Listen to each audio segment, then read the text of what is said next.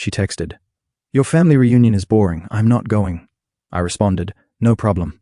Then I discovered my grandmother left me her estate worth $800,000. When the will reading made local news, her family suddenly became very interested. Welcome to Seductive Dreams. It would be so much appreciated if you would subscribe to my channel and like the video.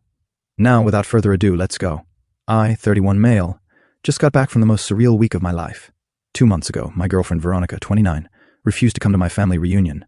Now she's threatening legal action because I won't share my inheritance with her. Let me explain how we got here. Veronica and I had been together for almost 3 years. Lived together for the last 18 months in a rental house. My name on the lease, but we split everything 50-50ths. She worked in pharmaceutical sales, made decent money, about $75. I'm an HVAC technician, made around 55Ks. Not rich, but comfortable. My family has this annual reunion every July. Nothing fancy, just a weekend at my grandma Dorothy's old farmhouse. Potluck dinners, card games, catching up with cousins. Veronica came the first year we dated.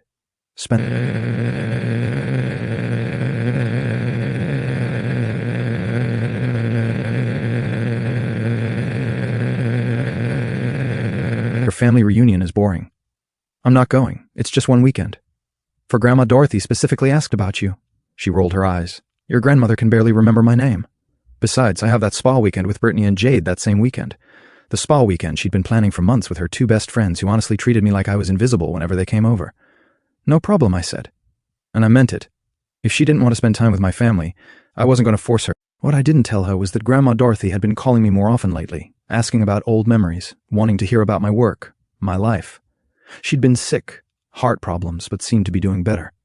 She specifically asked if that girl who doesn't like cornbread was coming. That was Veronica. Grandma remembered everything. The reunion was different, quieter. Grandma Dorothy looked frailer, but her mind was sharp as ever. She pulled me aside Saturday evening, sitting on the porch while everyone else was inside playing cards. "Tommy," she said, only she still called me that. "You're a good boy." "Always were. Fixed my kitchen sink when you were 12, remember?" I remembered. Made a huge mess, but she'd been so proud. "You got a good head for fixing things and for knowing what's worth fixing and what ain't." She patted my hand, her wedding ring loose on her thing finger. "That girl of yours, she thinks we're boring." "Grandma, she just had other plans. Boy, I got 2 master's degrees and ran a construction company for 30 years. I ain't boring. I'm selective about who deserves my interesting." 3 weeks later, Grandma Dorothy passed away in her sleep. Veronica's response when I called her crying from the hospital. "Oh no, that's sad. But at least she was old, right? It was her time." I drove to the funeral alone. Veronica had a crucial client dinner she couldn't miss. Update 1. The will reading was yesterday. I thought I might get Grandma's old pickup truck, maybe some tools from Grandpa's workshop. What I wasn't expecting was her lawyer, Mr. Garrison, to hand me an envelope with my name on it. Inside was a handwritten letter and a copy of her will. The letter...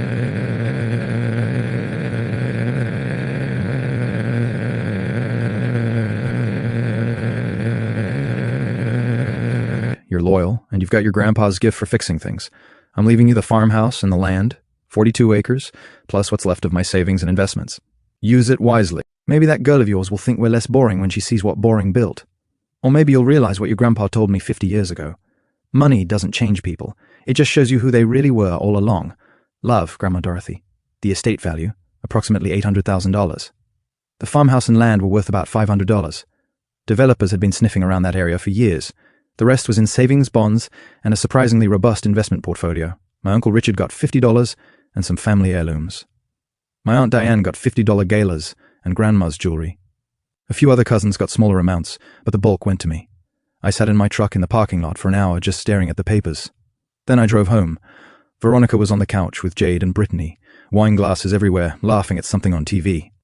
"Hey, babe," she said without looking up. "How was the lawyer thing? Did you get that whole truck?" "Yeah, something like that." I went to bed early. Needed to think, needed to process. Grandma Dorothy had changed my entire life, and the woman I'd been with for 3 years couldn't even remember she died.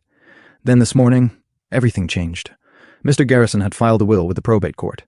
Standard procedure. What he didn't expect was for some local reporter to be there covering a different story, see the filing, and recognize the farmhouse address. Apparently, there had been a big development deal trying to buy that land for months. The headline in the local paper: "Local HVAC tech inherits prime development land worth $500,000.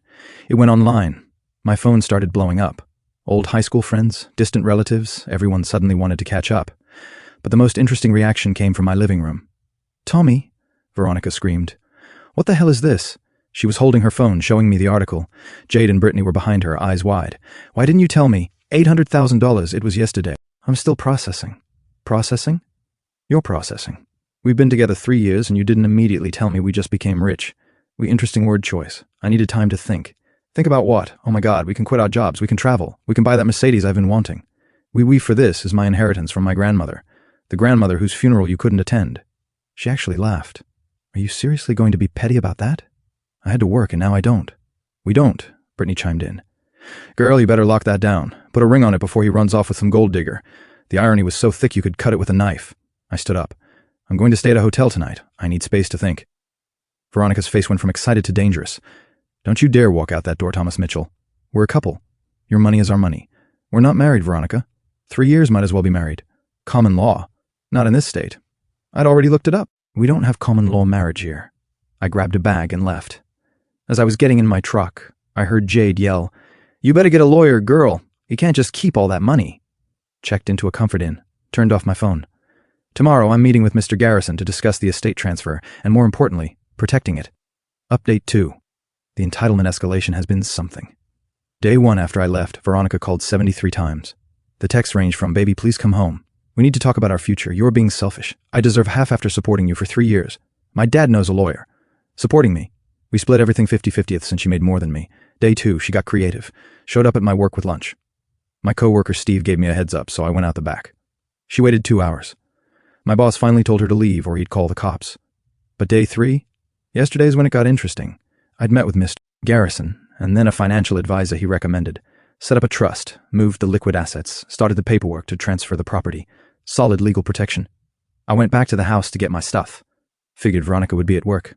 Nope. She was there with her parents, Robert and Denise. They'd driven 3 hours to ambush me. Robert started immediately. Tom, let's be reasonable here. You and Veronica have built a life together. This inheritance should be seen as a blessing for both of you. Robert, with all due respect, your daughter told me my family was boring. She couldn't be bothered to spend one weekend with them. Denise jumped in. People say things they don't mean.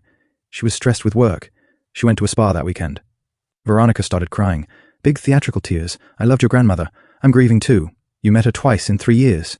You called her that old lady who smells like mothballs. I was joking. Robert tried a different angle.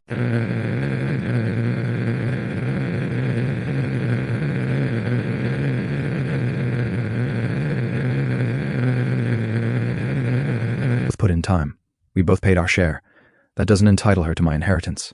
Then Veronica played what she thought was her ace. I'm pregnant. I actually laughed.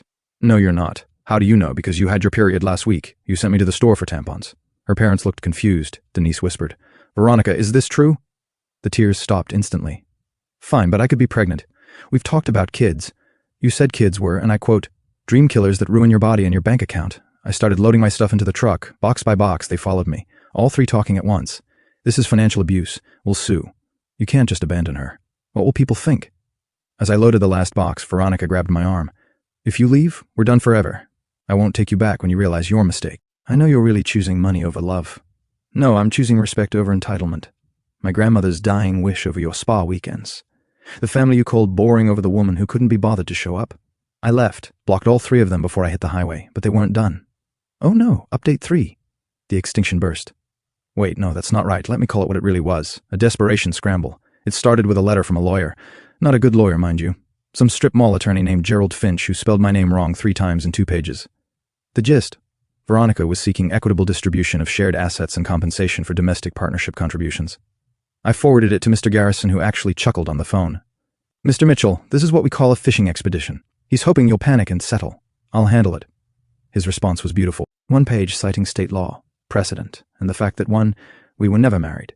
2, never had combined finances. 3, the inheritance was specifically excluded from marital property, even if we had been married. 4, she had no standing whatsoever. He also included a cease and desist regarding further contact. That should have been the end. It wasn't. Veronica's next move was to call my mother, my sweet, conflict-averse mother who just wanted everyone to get along. Mom called me crying. Tommy, Veronica says you've become cruel since you got the money that you've changed. Maybe you should give her something just to keep the peace. Mom, did she tell you she refused to come to Grandma Dorothy's funeral? She said she wasn't invited. Mom, she was invited. She had a spa day instead. Long pause. That little witch. My mother doesn't swear, so which was basically her dropping an F-bomb. Then came the really stupid move. Veronica went on social media. Posted this long thing about how money changes people and how greed destroys love with all these vague references that anyone who knew us would understand were about me. The comments were interesting. Some of her friends rallied around her. But then my cousin Angela, who'd been at the funeral, commented, "Didn't you skip Dorothy's funeral for a spa day? Just checking." The post got deleted within an hour. But the peak desperation came yesterday. I was at the farmhouse meeting with a contractor about some repairs when a car pulled up. Veronica got out, but she wasn't alone. She had some guy with her. Tall, muscular, looked like he hit the gym every day and twice on Sunday. "Tom," she said, all casual. "This is Brad, my new boyfriend." Brad looked uncomfortable as hell. "Good for you," I said, and went back to talking with the contractor. She raised her voice. "Aren't you jealous? Don't you care that I've moved on? Veronica, you're at my grandmother's house with some random dude trying to make me jealous. The only person who should be embarrassed here is Brad." Brad mumbled something about waiting in the car. "You can't just ignore me," she screamed. "We were together for 3 years. The contractor, an older guy named Jim, looked at her and said, "Ma'am, you need to leave. This is private property. It should be my property too." Jim pulled out his phone. "I'm calling the sheriff. Tom, you want to press trespassing charges?" Veronica ran back to the car. As they drove off, I could see her yelling at Brad, who looked like he was questioning all his life choices. "Last night, I got a text from an unknown number. 'This is Brad. Sorry about today. She said you were stalking her and she needed protection. I'm out.' Good luck, man. This morning, Veronica's dad called. I almost didn't answer, but figured let's see where this goes. Tom, you win. We'll call off the lawyer. Veronica's moving back in with us. Just can you at least cover her portion of the lease for the next few months? She can't afford it alone. The lease she's not on the house I was already planning to handle through the end of the term because I'm not vindictive. Just done. I'll pay through the end of the lease. Robert, 2 months. Then she needs to figure it out." "That's fair. Thank you. And Tom, I'm sorry about your grandmother. She sounded like a remarkable woman. She was. Update 4. Thought I was done updating, but the last 2 weeks provided an ending I couldn't have scripted better. First, some good news. Started fixing up the farmhouse. Nothing fancy. New roof, updated kitchen, fixing the porch. Jim, the contractor, introduced me to his daughter, Emma, who runs an architectural salvage business. She's been helping me restore the place while keeping its character. Smart, funny, and when I mentioned the reunion drama, she said, "Anyone who thinks family stories are boring isn't listening right. We're taking it slow, but it's nice talking to someone who gets it now for the Veronica finale. Remember that development company that wanted Grandma's land? They reached out, offered $750 for just the back 30 acres, leaving me the house and 12 acres around it. I was considering it when I got a call from Robert Tom. I hate to ask, but did Veronica ever mention anything about a finder's fee?" "What?" Turns out Veronica had contacted the development company claiming she was my domestic partner and negotiating on my behalf. Told them she could convince me to sell for a 5% consultation fee, $37,500. She'd even sent them photos of us together as proof of our relationship. The development company called Robert because they'd done their due diligence and found out we weren't together. They thought it might be fraud and wanted to verify before potentially involving law enforcement. Tom, I'm mortified. We had no idea she was doing this. What do you want me to do, Robert? Whatever you think is right. She's our daughter, but this has to stop. I called the development company, explained the situation, told them she had no authority to negotiate for me. They apologized, said they'd withdraw any dealings with her. I didn't press charges. Felt like that would be excessive, but I did sell the back acreage to a different company for $800. The twist. I donated $50 to the local historical society in Grandma Dorothy's name. They're creating a scholarship fund for young women in construction and engineering. The announcement was in the paper today. Veronica saw it. I know because she texted from her mom's phone. You could have given me that money. I actually knew you. That charity didn't. I didn't respond, but Denise did. She sent me a screenshot of her reply to her own daughter. Veronica, stop. That charity will help young women who actually show up, unlike you. Brutal, but deserved. Final update. This really is the last update. Promise. The house is almost done. Emma and I have been spending more time together. She's teaching me about restoration while I fix her terrible coffee maker. She came to last week's family dinner at my aunt's place. Fit right in. Laughed at Uncle Richard's terrible jokes. Helped Cousin Angela with her homework. When my aunt brought out photo albums, Emma asked to hear every story. But this update isn't about my new relationship. It's about the letter I got yesterday. It was from Veronica. Handwritten. No return address, but I recognize the handwriting. Tom, by the time you read this, I'll have moved to another state. Dad got me a job with a friend's company. Fresh start. I wanted you to know that I get it now, not the money. I mean, I get why you didn't share it, but that's not what I mean. I've been going through old photos, packing. Found one from that first reunion. Your grandmother was teaching me to play gin rummy. I was actually smiling. Really smiling, not posing. I had forgotten that afternoon. She told me about meeting your grandfather, about building their business, about raising your dad. I was interested. I was engaged. Somewhere along the way, I decided your family was beneath me. decided their stories were boring. Their traditions were outdated. Their love was something to endure rather than embrace. The money didn't change you, it revealed me. And I don't like what I see. Your grandmother left you more than money. She left you proof that you knew something I didn't, that showing up is more valuable than showing off, that boring Sunday dinners create more wealth than spa weekends. That family isn't about impressing people. It's about being present for them. I won't apologize for the lawyer or the lies. We both know they were desperate moves by a desperate person. But I'm sorry for that text, the one about your family being boring. They weren't boring. I was just too self-important to listen. I hope you keep the farmhouse in the family. I hope you fill it with people who understand its value. I hope you find someone who sees what your grandmother saw in those Sunday dinners and summer reunions. I hope you find someone who shows up. Veronica, P.S. Tell your mom the potato salad recipe she gave me 3 years ago is the only thing I make that my dad actually compliments. It's the one family tradition of yours I kept. I sat on Grandma Dorothy's porch reading that letter twice. Then I folded it up, put it in the desk drawer, and went back to sanding the railings. Emma came by later with coffee and sandwiches. While we ate, she asked about the reunion coming up next month, the first one at the farmhouse since Grandma passed. Will it be weird? She asked. Without your grandmother there? Maybe a little, but she left us the place to fill it with new memories. Can't do that if we don't show up. Want company? Always. We sat there on the porch watching the sunset over the back field, the same porch where Grandma Dorothy told me about knowing what's worth fixing and what ain't. She was right. As usual, some things can't be fixed because they were never really broken, just incompatible, and some things are worth fixing because they were built on solid foundations. The farmhouse is the latter. It just needed someone to show up and do the work. As for Veronica, well, Grandpa was right too. Money doesn't change people.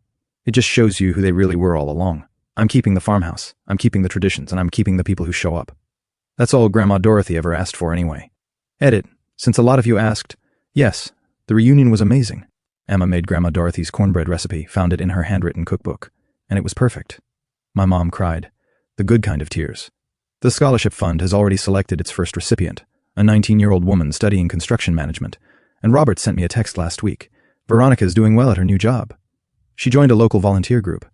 Maybe she learned something after all.